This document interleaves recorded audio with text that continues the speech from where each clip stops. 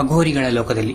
ಇದು ಸಂತೋಷ್ ಕುಮಾರ್ ಮೆಹಂದಳೆಯವರು ಬರೆದ ಒಂದು ನಾನ್ ಫಿಕ್ಷನಲ್ ಕಾದಂಬರಿ ಮತ್ತು ಕನ್ನಡ ಸಾಹಿತ್ಯ ಲೋಕದಲ್ಲಿ ಬಂದಂತಹ ನಾನ್ ಫಿಕ್ಷನಲ್ ಕಾದಂಬರಿಗಳಲ್ಲಿ ವಿಶೇಷ ವಿಭಿನ್ನ ಪುಸ್ತಕ ಅಂದರೆ ತಪ್ಪಾಗೋದಿಲ್ಲ.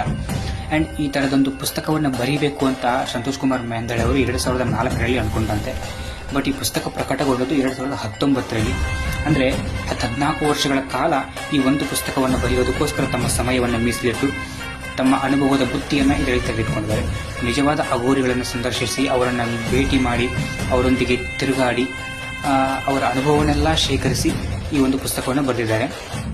ಅಷ್ಟಕ್ಕೂ ಈ ಅಘೋರಿಗಳಂದರೆ ಯಾರು, ಅವರು ಹೇಗಿರ್ತಾರೆ, ಎಲ್ಲಿರ್ತಾರೆ, ಅವರ ಸಾಧನೆಗಳೇನು, ಅವರ ಧ್ಯೇಯವೇನು, ಮತ್ತು ಅವರು ಯಾಕೆ ಬೆತ್ತಲೆಯಾಗಿ ತಿರುಗಾಡ್ತಾರೆ, ಯಾಕೆ ಮೈಗೆಲ್ಲ ವಿಭೂತಿಯನ್ನು ಬಡ್ಕೊಳ್ತಾರೆ, ಬಸವನ್ನ ಲೇಪನ ಮಾಡ್ಕೊಳ್ತಾರೆ, ಮತ್ತು ಅವರು ನಿಜವಾಗಲೂ ಶವ ಸಂಭೋಗ ಮಾಡ್ತಾರಾ, ನಿಜವಾಗಲೂ ಶವ ಭಕ್ಷಣ ಮಾಡ್ತಾರಾ ಅನ್ನೋ ಎಲ್ಲ ಪ್ರಶ್ನೆಗಳಿಗೆ ಈ ಪುಸ್ತಕದಲ್ಲಿ ಉತ್ತರವನ್ನು ಕೊಟ್ಟಿದ್ದಾರೆ.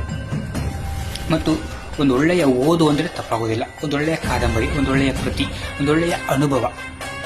ಅಘೋರಿಗಳ ಬಗ್ಗೆ ತಿಳ್ಕೊಳ್ಬೇಕು ಅನ್ನೋರು ಈ ಒಂದು ಕಾದಂಬರಿಯನ್ನು ಓದಬಹುದು.